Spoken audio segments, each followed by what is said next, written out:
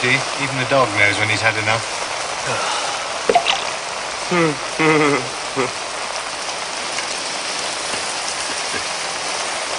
When I get back to London, I'm going to have some whitebait, a cutlet, a piece of Stilton.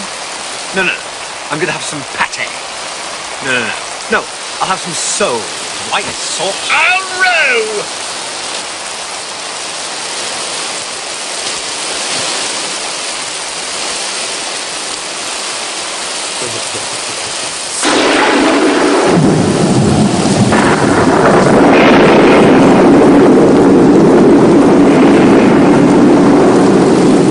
One thing we all agreed upon from the beginning was that we would go through with the job. It's not a job, it's a holiday. And we agreed that we would go through with it. No, I'll start again. First, smoked trout, followed by mutton with capers. Shut up! I knew a man who came upriver 2 years ago, slipped out in a damp boat on just such a day as this, and it gave him rheumatic fever. 10 days later, he died in agony. Yes, I had a friend once who'd been in the volunteers. He spent a wet night under campus down at Aldershot. When he woke up in the morning, he was a cripple for life.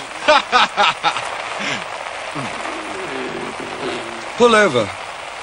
There's something in the water.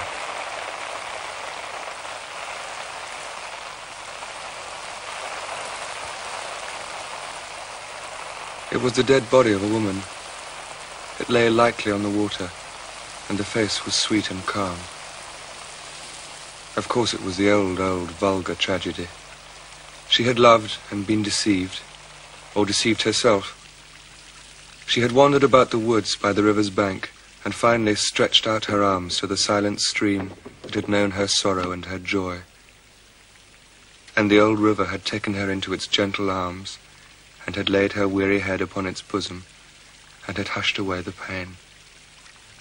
God help her, and all other sinners, if any more there be.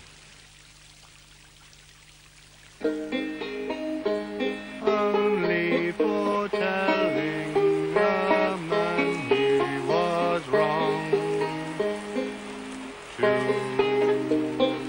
love me that high.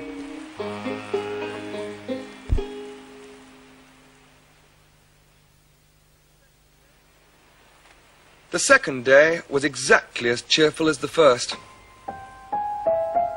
You know, it's almost a pity we've made up our minds to contract our certain deaths in this floating coffin. Well, there are only 2 days more and we're young and strong. We may get over it all right.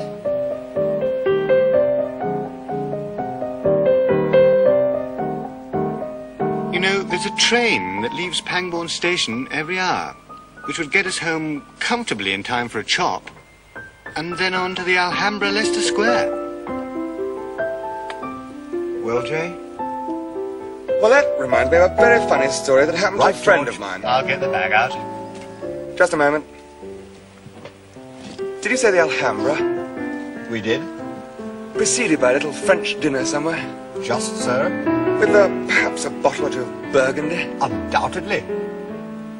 Well, why didn't you say so? Now, George, I'll do the packing. You sort out where we can leave.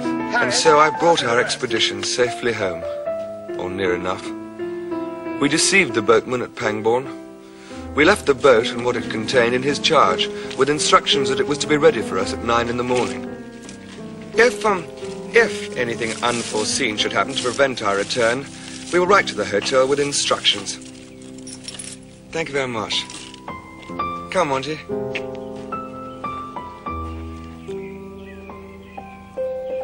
Well, it's turned out nice after all. I say we should stick it out. Should we go back then?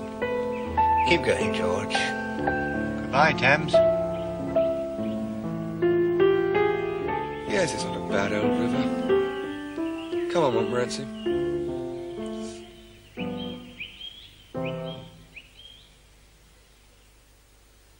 Three Men in a Boat, to say nothing of the dog, first appeared as a serial in the magazine Home Chimes in 1889.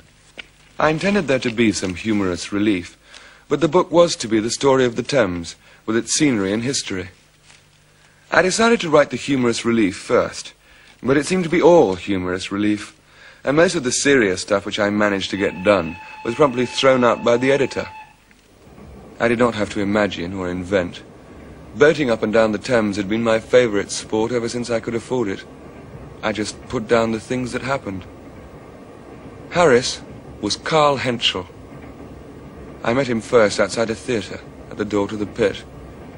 We thought he was going to end up as Lord Mayor, but the Great War brought him low. He was accused of being a German. In fact, he was a Pole. George was George Wingrave, who subsequently became a bank manager.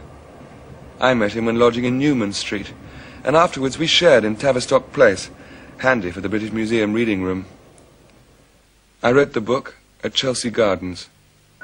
I was just back from my honeymoon and had the feeling that all the world's troubles were over. Coming up next tonight, an up-close and personal look at the art crimes of guerrilla pop artist and social satirist Ron English.